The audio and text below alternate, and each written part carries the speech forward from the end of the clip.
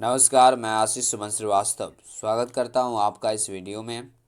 आज के हमारे इस वीडियो के माध्यम से आप बिहार बोर्ड कक्षा 12वीं के इतिहास विषय के अध्याय 6 मुगल दरबार इतिवृत्त द्वारा इतिहास का पुनर्निर्माण से संबंधित सभी महत्वपूर्ण वस्तुनिष्ठ प्रश्न और उनके उत्तर पर गौर करेंगे।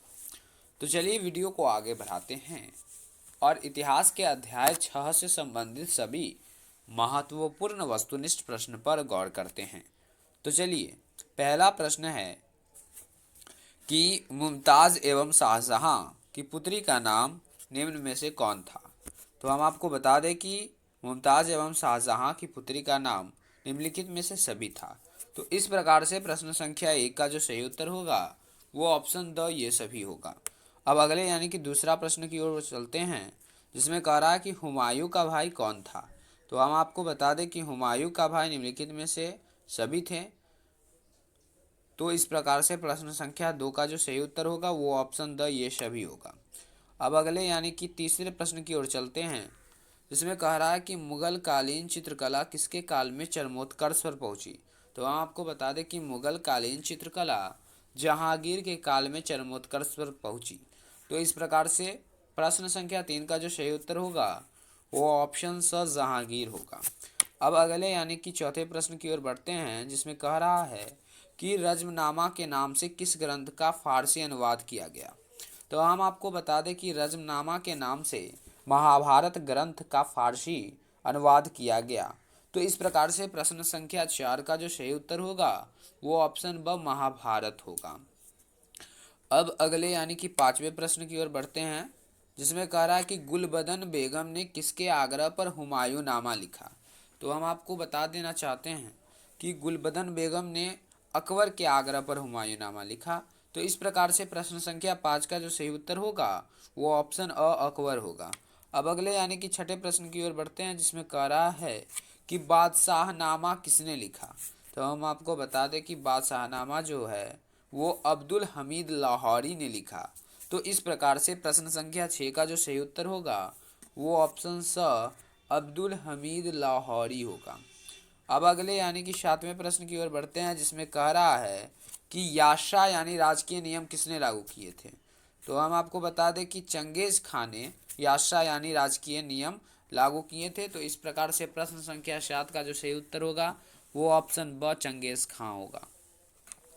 अब अगले यानी कि आठवें प्रश्न की ओर बढ़ते हैं, जिसमें कह रहा है कि हुमायूं नामा का अंग्रेजी अनुवाद किसने किया। तो हम आपको बता दें कि हुमायूं नामा का अंग्रेजी अनुवाद हेनरी बेवरिज ने किया। तो इस प्रकार से प्रश्न संख्या 8 का जो सही उत्तर होगा वो ऑप्शन अ हेनरी बेवरिज होगा। अब अगले यानी कि नौवें प्रश्न की ओर बढ़ते हैं, जिसमें कह रहा है कि लाडली बेगम किसकी पुत्री थी। तो हम आपको बता दें कि लाडली बेगम जो थी वो नूरजहां की पुत्री थी। तो इस प्रकार से प्रश्न संख्या 9 का जो सही उत्तर है वो ऑप्शन अ नूरजहां होगा। अब अगले यानी कि 10वें प्रश्न की ओर बढ़ते हैं, जिसमें कह रहा है कि फतेहपुर सिकरी को राजधानी किसने बनाया। तो हम आपको बता दें कि फतेहपुर सिकरी को राजधानी अकबर ने बनाया। तो इस प्रकार से प्रश्न संख्या 10 का जो सही उत्तर होगा वो ऑप्शन अ अकबर होगा। अब अगले यानी कि 11वें प्रश्न की ओर बढ़ते हैं, जिसमें कह रहा है कि दरबार में अभिवादन का तरीका निम्न में से कौन था। तो हम आपको बता दें कि दरबार में अभिवादन का तरीका निम्न में से सभी थे। तो इस प्रकार से प्रश्न संख्या 11 का जो सही उत्तर होगा वो ऑप्शन द ये सभी होगा। अब अगले यानी कि 12वें प्रश्न की ओर बढ़ते हैं, जिसमें कह रहा है कि अकबर ने किस सन में दिन ए इलाही धर्म चलाया। तो हम आपको स्पष्ट रूप से बता दें कि अकबर ने सन 1581 ईस्वी में दिन ए इलाही धर्म चलाया। तो इस प्रकार से प्रश्न संख्या 12 का जो सही उत्तर होगा वो ऑप्शन था 1581 ईस्वी होगा। अब अगले यानी कि 13वें प्रश्न, जिसमें कह रहा है कि दारा एवं शाहजहां के पास आगरा में रहती थी। तो हम आपको बता दें कि दारा एवं शाहजहां के पास आगरा में जहां आरा रहती थी। तो इस प्रकार से प्रश्न संख्या 13 का जो सही उत्तर होगा वो ऑप्शन अ जहां आरा होगा। अब अगले यानी कि 14वें प्रश्न की ओर बढ़ते हैं, जिसमें कह रहा है कि दिल्ली में चांदनी चौक का निर्माण किसने कराया। तो हम आपको बता दें कि दिल्ली में चांदनी चौक का निर्माण जहां आरा ने करवाया। तो इस प्रकार से प्रश्न संख्या 14 का जो सही उत्तर होगा वो ऑप्शन अ जहां आरा होगा। अब नेक्स्ट 15वां प्रश्न है, जिसमें कह रहा है कि बाबर चंगेज खां का कौन सा वंशज था। बाबर जो था वो चंगेज खां का कौन सा वंशज था। तो बाबर जो था वो चंगेज खां का 14वां वंशज था। तो इस प्रकार से प्रश्न संख्या 15 का जो सही उत्तर है वो ऑप्शन द 14वां होगा। अब अगले यानी कि 16वें प्रश्न की ओर बढ़ते हैं, जिसमें कह रहा है कि गुलबदन बेगम कौन थी। तो हम आपको बता दें कि गुलबदन बेगम जो थी वो एक लेखिका थी। तो इस प्रकार से प्रश्न संख्या 16 का जो सही उत्तर होगा वो ऑप्शन स लेखिका होगा। अब अगले यानी कि 17वें प्रश्न की ओर बढ़ते हैं, जिसमें कह रहा है कि अकबर का संरक्षक बनकर किसने शासन किया। तो हम आपको स्पष्ट रूप से बता देना चाहते हैं कि अकबर का संरक्षक बनकर बैरम खां ने शासन किया। तो इस प्रकार से प्रश्न संख्या 17 का जो सही उत्तर होगा वो ऑप्शन अ बैरम खां होगा। अब अगले यानी कि 18वें प्रश्न की ओर बढ़ते हैं, जिसमें कह रहा है कि अकबर के समय राजकुमारों को अधिकतम कितने मनसबदार बनाया गया। यानी कि अकबर का जो समय था उस समय राजकुमारों को ज़्यादा से ज़्यादा कितने का मनसबदार बनाया गया। तो अकबर के समय राजकुमारों को अधिकतम 12,000 का मनसबदार बनाया गया। तो इस प्रकार से प्रश्न संख्या 18 का जो सही उत्तर है वो ऑप्शन द 12,000 होगा। अब अगले यानी कि 19वें प्रश्न की ओर बढ़ते हैं, जिसमें कह रहा है कि भारत का अंतिम मुगल सम्राट कौन था। तो हम आपको बता दें कि भारत का जो अंतिम मुगल सम्राट था वो बहादुर शाह जफर था। तो इस प्रकार से प्रश्न संख्या 19 का जो सही उत्तर है वो ऑप्शन द बहादुर शाह जफर होगा। अब अगले यानी कि 20वें प्रश्न की ओर बढ़ते हैं, जिसमें कह रहा है कि तूसक ए जहांगीरी की रचना किसने की। तो तूसक ए जहांगीरी की रचना जहांगीर ने की थी। तो इस प्रकार से प्रश्न संख्या 20 का जो सही उत्तर है वो ऑप्शन स जहांगीर होगा। अब अगले यानी कि 21वें प्रश्न की ओर बढ़ते हैं, जिसमें कह रहा कि भारत में मुगल वंश का संस्थापक कौन था। तो हम भली भांति जानते हैं कि भारत में मुगल वंश का संस्थापक बाबर था। तो इस प्रकार से प्रश्न संख्या 21 का जो सही उत्तर है वो ऑप्शन अ बाबर है। भारत में मुगल वंश का संस्थापक बाबर था।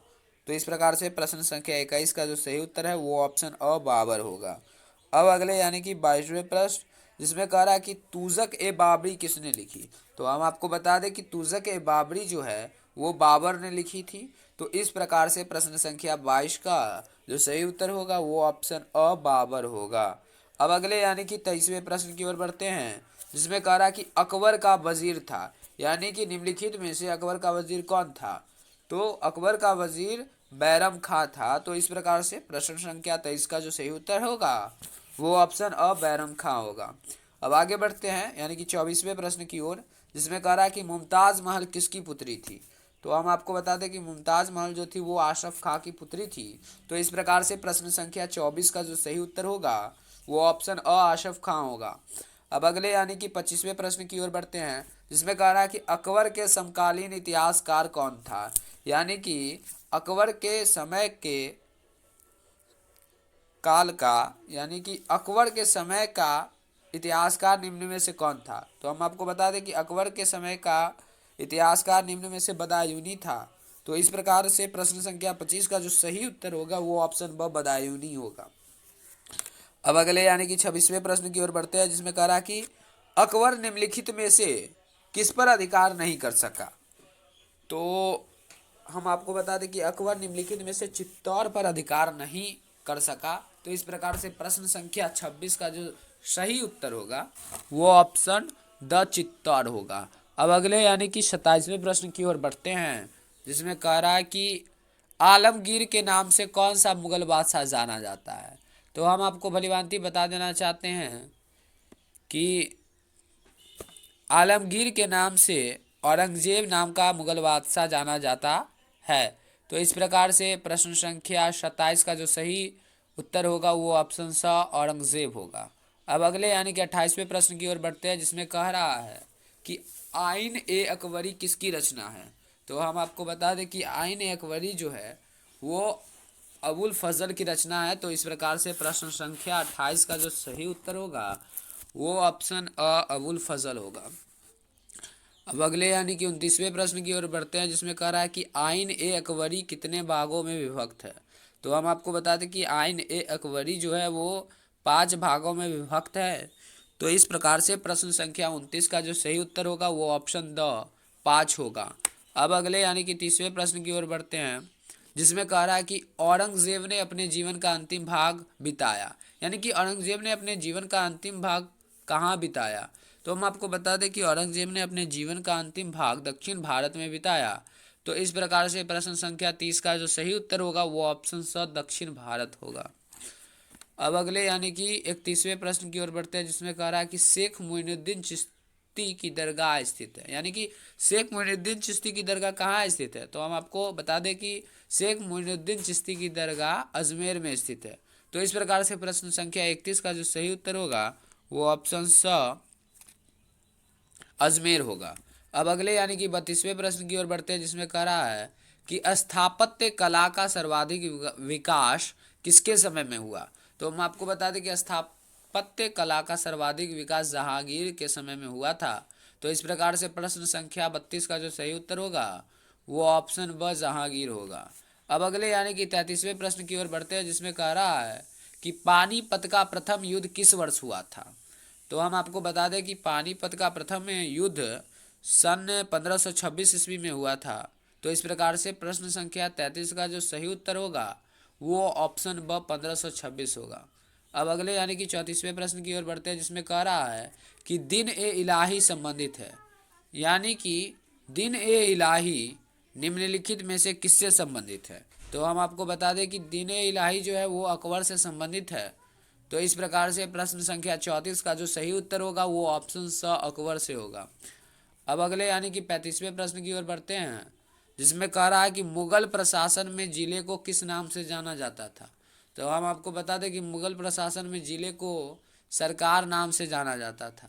तो इस प्रकार से प्रश्न संख्या 35 का जो सही उत्तर होगा वो क्या होगा, वो ऑप्शन स सरकार होगा। अब अगले यानी कि 36वें प्रश्न की ओर बढ़ते हैं, जिसमें कह रहा है कि किस मुगल शासक ने हिंदुओं पर से जजिया कर हटाया था। तो हम आपको बता दें कि अकबर नाम का मुगल शासक था वो, उन्होंने ही हिंदुओं पर से जजिया कर हटाया था। तो इस प्रकार से प्रश्न संख्या 36 का जो सही उत्तर होगा वो ऑप्शन ब अकबर होगा। अब अगले यानी कि 37वें प्रश्न की ओर बढ़ते हैं, जिसमें कह रहा कि किस प्रशासकीय सुधार के लिए शेरशाह खास तौर पर जाना जाता है। तो हम आपको बता दें कि भूमि सुधार व्यवस्था के लिए शेरशाह खास तौर पर जाना जाता है। तो इस प्रकार से प्रश्न संख्या 37 का जो सही उत्तर होगा वो ऑप्शन ब भूमि सुधार व्यवस्था होगा। अब अगले यानी कि 38वें प्रश्न की ओर बढ़े, जिसमें कह रहा कि दीवान अशरफ का अर्थ है। यानी कि दीवान अशरफ का अर्थ क्या होता है। तो हम आपको बता दें कि दीवान अशरफ का अर्थ राजस्व विभागाध्यक्ष होता है। यानी कि राजस्व विभाग का अध्यक्ष। तो इस प्रकार से प्रश्न संख्या 38 का जो सही उत्तर होगा वो ऑप्शन स राजस्व विभागाध्यक्ष होगा। अब अगला प्रश्न है 39वां, जिसमें कह रहा है कि अकबरनामा की रचना किसने की। तो हम भलीभांति जानते हैं कि अकबर नामा की रचना अबुल फजल ने की थी। तो इस प्रकार से प्रश्न संख्या 39 का जो सही उत्तर होगा वो ऑप्शन द अबुल फजल होगा। अब अगले यानी कि 40वें प्रश्न की ओर बढ़ते हैं, जिसमें कह रहा है कि ताजमहल का निर्माण किसने करवाया। तो हम लोग भलीभांति जानते हैं कि ताजमहल का निर्माण शाहजहां ने करवाया। तो इस प्रकार से प्रश्न संख्या 40 का जो सही उत्तर होगा वो ऑप्शन द शाहजहां होगा। अब अगले यानी कि 41वें प्रश्न की ओर चलते हैं, जिसमें कह रहा है कि भारत में सुलह एक कुल की नीति का प्रतिपादन किसने किया। तो भारत में सुलह एक कुल की नीति का प्रतिपादन अकबर ने किया। तो इस प्रकार से प्रश्न संख्या 41 का जो सही उत्तर होगा वो ऑप्शन ब अकबर होगा।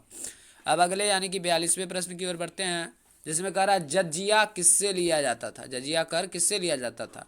तो हम आपको बता दें कि जजिया कर जो है वो जिम्मियों से लिया जाता था। तो इस प्रकार से प्रश्न संख्या 42 का जो सही उत्तर होगा वो ऑप्शन द जिम्मियों से होगा। अब अगले यानी कि 43वें प्रश्न की ओर बढ़े हैं, जिसमें कह रहा है कि ताजमहल किस नदी के किनारे स्थित है। तो हम भली भांति जानते हैं कि ताजमहल जो है वो यमुना नदी के किनारे स्थित है। तो इस प्रकार से प्रश्न संख्या 43 का जो सही उत्तर है वो ऑप्शन ब यमुना होगा। अब अगले यानी कि 44वें प्रश्न की ओर बढ़ते हैं, जिसमें कह रहा है कि अकबर ने टोडरमल को दीवान अशरफ कब नियुक्त किया। यानी कि अकबर ने टोडरमल को दीवान अशरफ, हम पिछले प्रश्न में बता चुके हैं कि दीवान अशरफ का अर्थ होता है राजस्व विभाग का अध्यक्ष। तो इसमें कह रहा है कि अकबर ने टोडरमल को राजस्व विभाग का अध्यक्ष कब नियुक्त किया। तो अकबर ने टोडरमल को राजस्व विभाग का अध्यक्ष सन 1583 ईस्वी में नियुक्त किया। तो इस प्रकार से प्रश्न संख्या 44 का सही जो उत्तर होगा वो ऑप्शन ब 1583 ईस्वी में होगा। अब अगले यानी कि 45वें प्रश्न की ओर बढ़ते हैं, जो इस अध्याय और इस वीडियो का अंतिम महत्वपूर्ण वस्तुनिष्ठ प्रश्न है, जिसमें कह रहा है कि बुलंद दरवाज़ा कहाँ है। तो हम आपको बता दें कि बुलंद दरवाज़ा जो है वो फतेहपुर सिकरी में है। तो इस प्रकार से प्रश्न संख्या 42 का जो सही उत्तर होगा वो ऑप्शन अ फतेहपुर सिकरी होगा। तो इस अध्याय में बस इतना ही महत्वपूर्ण वस्तुनिष्ठ प्रश्न है। फिर मिलते हैं अगले वीडियो में अध्याय 7 से संबंधित सभी महत्वपूर्ण वस्तुनिष्ठ प्रश्न के साथ। आपसे अपील कि अगर आप बीएसवी 12th सेशन 2020-22 से जुड़ी सभी महत्वपूर्ण जानकारी के साथ साथ विषय हिंदी, अंग्रेजी, इतिहास, राजनीति शास्त्र, अर्थशास्त्र की पूर्णतः वस्तुनिष्ठ प्रश्न, लघुत्तरीय, दीर्घोत्तरीय प्रश्न के वीडियो चाहते हैं तो हमारे इस वीडियो को लाइक, कमेंट, शेयर और चैनल को सब्सक्राइब करें। धन्यवाद।